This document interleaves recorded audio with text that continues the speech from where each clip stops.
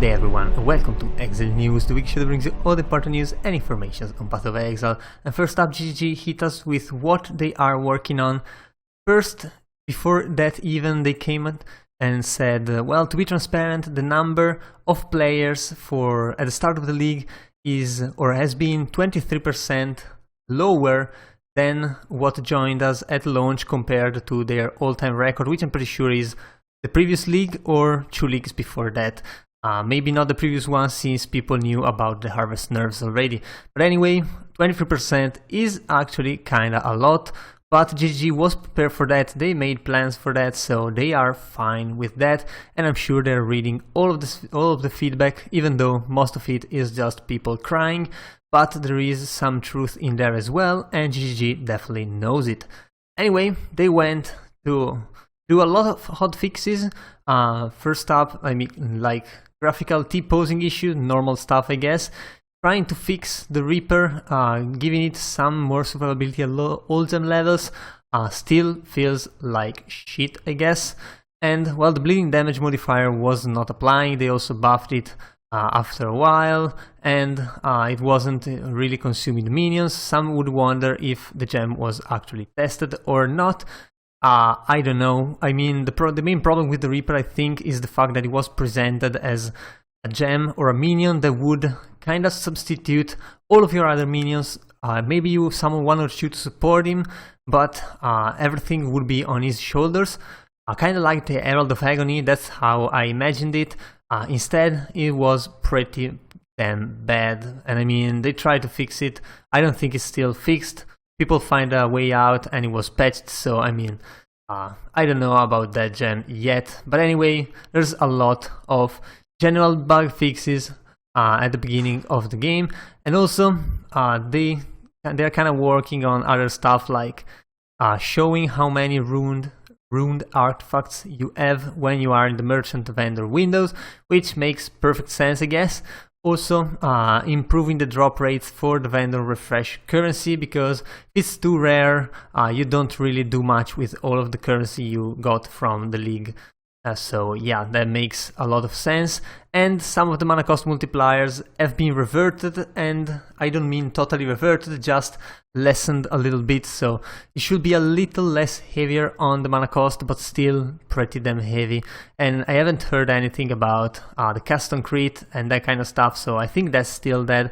But anyway, changes to the ailments and curse immunity have already come, so ailment immunity is now increased from 1 to 4 seconds, which actually makes some sense. Otherwise it was just a flat out removal. And the Staunching now granting immunity corrupting blood if you removed corrupting blood from you. So you might want to use an automated flask for that, or you might want to use it manually depending on whichever you prefer, and if you can survive actually some stuff of corrupted blood. Arctic Armor very much buffed, granting freeze immunity now. So that's pretty big, and the Aquamarine Flask being buffed a little bit in freeze reduction. You still have to use it, I think, beforehand in this case, so you don't really want an Aquamarine with freeze immunity, because it kinda counteracts the moment where you wanna use it, I guess. And the map mods adding curse on players no longer does so with increased effect, since players do not really have a way to remove these curses right now, because the remove curse flask only removes it instantly, then the map reapplies it to you, basically annulling your flask completely. Anyway, Goatmen have had their damage reduced a little bit, and well, they just slammed on you and broke you pretty much, so kinda had that coming to them.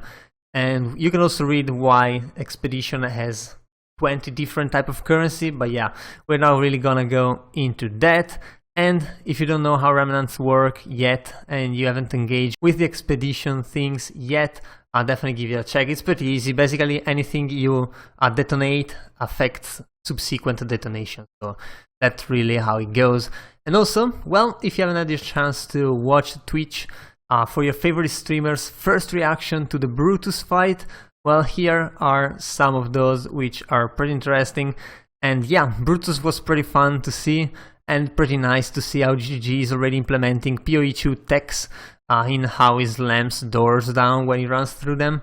So pretty nice fight there. Also, Twitch Rivals has happened.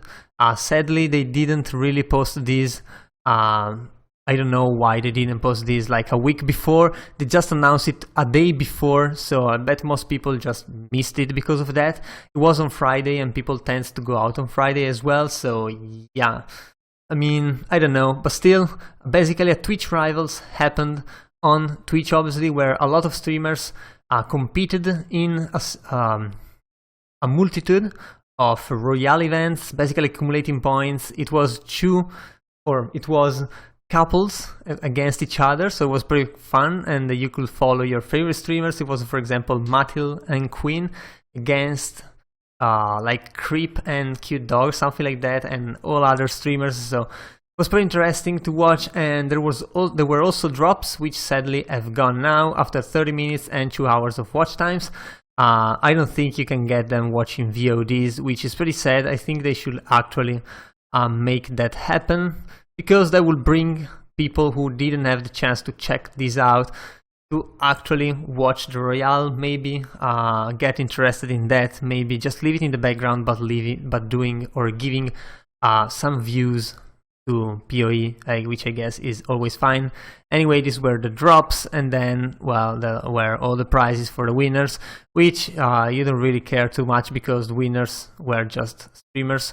So unless you are a streamer, you don't really care about that. I'm sure there are VODs, maybe on the Race QT or Octavian channels, or maybe just on the Twitch Rivals or PoE channels. Somewhere around there must be some VOD if you want to get them, if you haven't had a chance to watch them yet. And also we got a new patch, which is basically Royale balances. I mean, there are some normal patches, like normal fixes. For example, if you were trying to complete the Defeat This Unique Monster challenge and you killed Innocence before the Matriarch in Act 5, that wouldn't work. Now you can just kill the Risen Matriarch and it would still work. So other than that, I guess, well, it's all about Royale. And I mean, if you're playing or if you're interested, just check it out. Vendor reroll adjustment and curse map mods is something that we've been already through. So yeah, I guess that was all for this week, and if you enjoyed the video, leave a like and comment down below. Also, if you want to remain updated every week, be sure to subscribe to my channel. That was all. I've been your host Ardzone, and I'll see you guys the next time.